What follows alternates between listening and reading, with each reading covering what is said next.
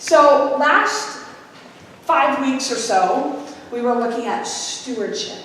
And last week I invited you to bring your commitment cards forward. And we left them here at the altar. We prayed over them. And so this morning, the question is, what's next? Because commitment is only the beginning. And I think, very honestly, this is such a wonderful day to really embark and begin to work on this topic of what's next. Because think about it, 100 years ago, when the armistice was had after World War I, or the armistice was declared, we know that war did not end. Wars continued. So commitment is only the beginning. Part of the ceremony this morning was the President of France, President Macron, and he had a speech, a message. And he said this, he said, armistice does not mean peace. Armistice means truce. It does not mean peace. He also said this, 100 years seems so far away, and yet it was just yesterday.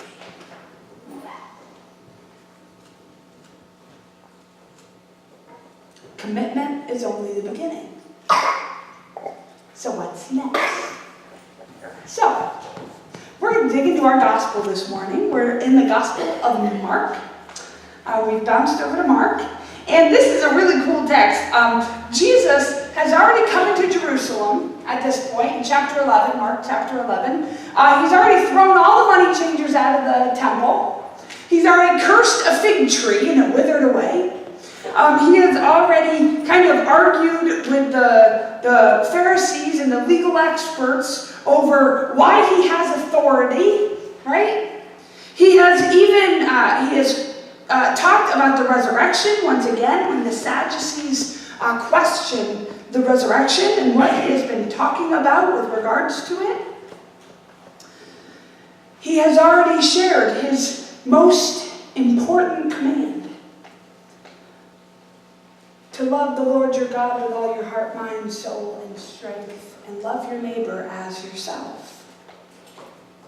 And after he's just spoken with the legal experts, he kind of challenges them, or I should say corrects them, is more like it.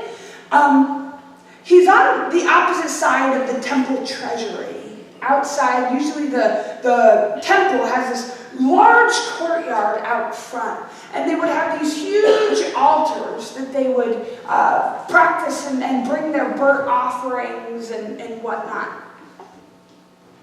And so Jesus is on the opposite side of this when this happens. Jesus sat across from the collection box for the temple treasury and observed how the crowd gave their money. Many rich people were throwing in lots of money. And one poor widow came forward and put in 2 small copper coins worth a penny. Jesus called his disciples to him and said, I assure you that this poor widow has put in more than everyone who's been putting money in the treasury. All of them are giving out of their spare change. But she, from her hopeless poverty, has given everything she had, even what she needed to live on. This is the word of God for the people of all the world.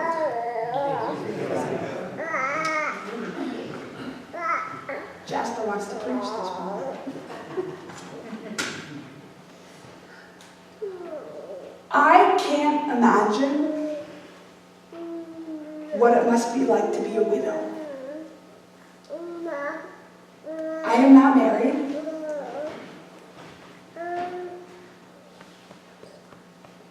And therefore certainly have not been widowed. To live your life with someone and suddenly have that all be gone. not gone, but with memories. I can't imagine what that must be like.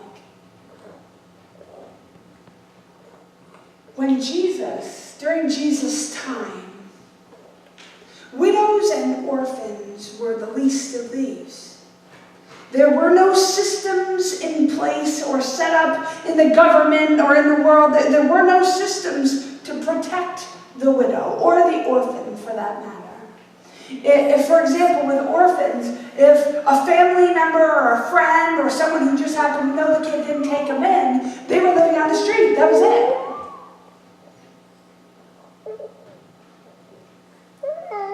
There was no protections for this woman.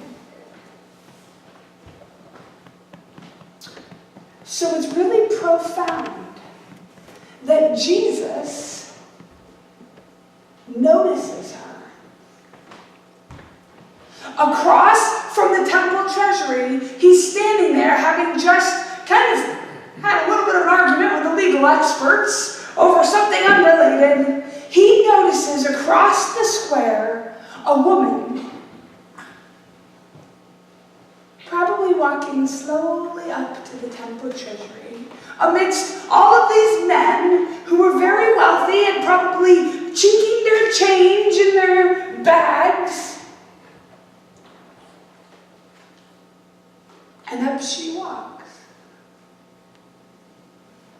And he notices her that she took out of her cloak 2 copper coins, worth only a penny.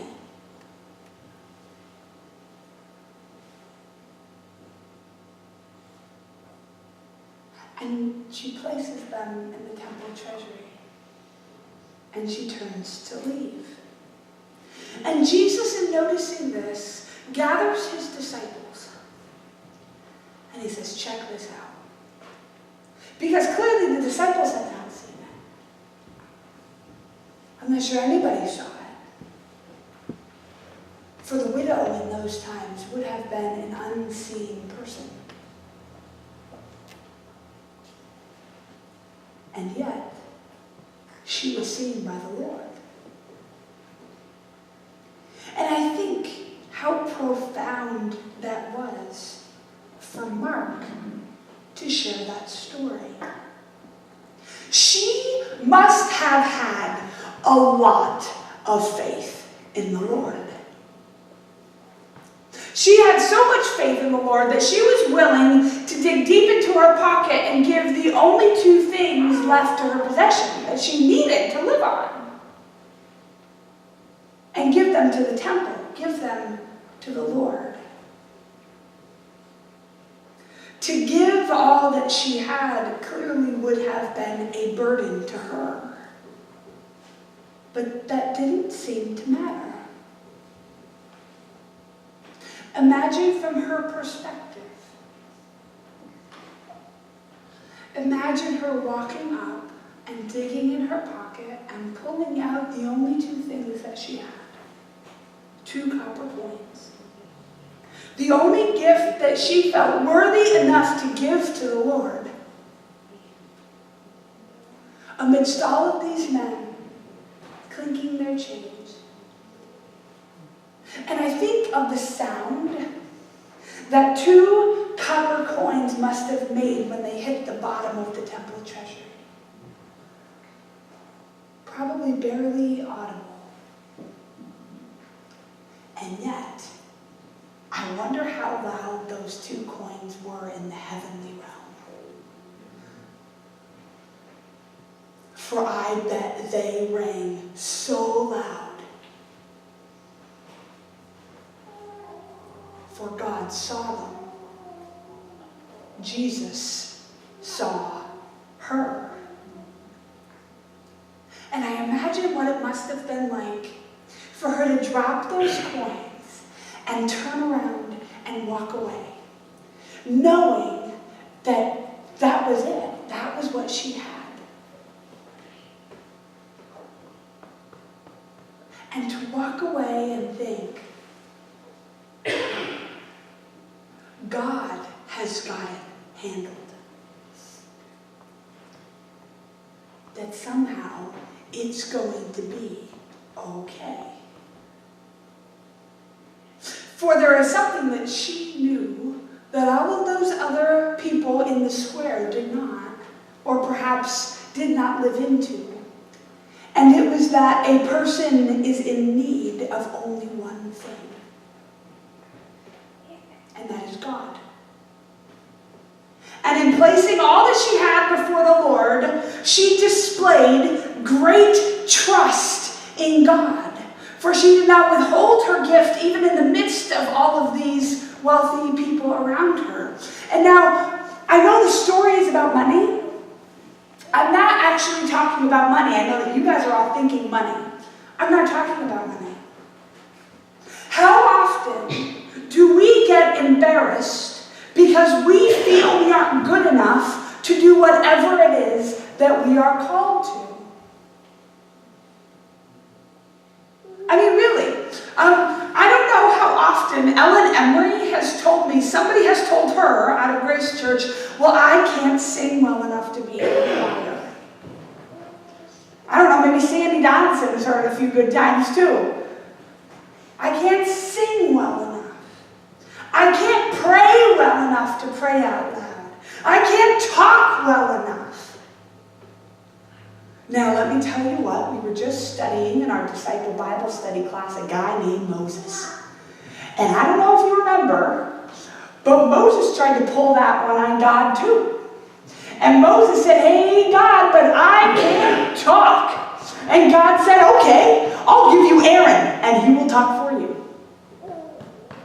God made a way. Every single time. It doesn't matter what excuse we try and pull.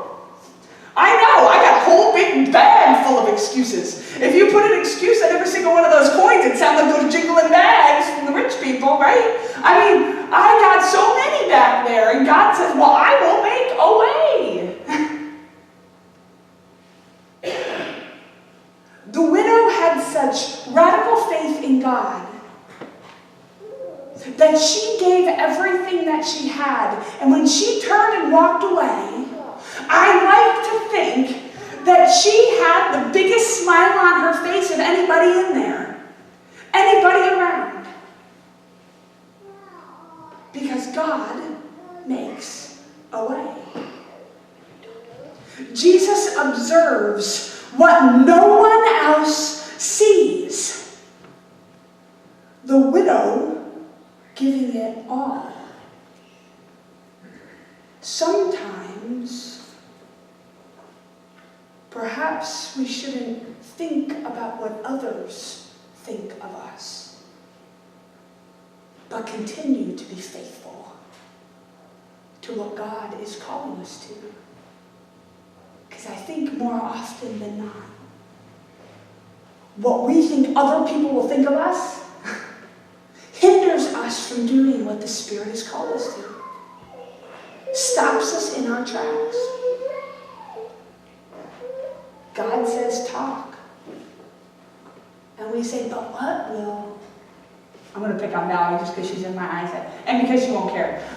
What will Valerie think if I pray out loud? I might mess up. What? I don't know, you guys. I said that she doesn't have to do it. Oh. How often are we stopped from doing the Spirit's calling simply because we are afraid of what other people will think? Certainly the widow was not stopped by it. Not only do I think was there a smile on her face, but I think she marched up to the temple of treasury with her 2 coins in her pocket and said, I can do all things in Christ who gives me strength. Clink, clink. The widow's offering is much less about how much we give and much more about why we give. Looking at the time to make sure I'm not too far over. Here at First Church, we believe that we exist to serve Messina, connect with Jesus, and journey in faith together. And we have made a commitment in 2019 to serve Messina. That is going to be our focus for an entire year. I am going to say it and talk about it so much, you're going to be like, oh my gosh, she's still talking about our mission. It's going to drive you crazy, and it's going to be wonderful. I'm serious, because that is who we are. We have this amazing mission. And more so than that, we have two priorities this year. Two.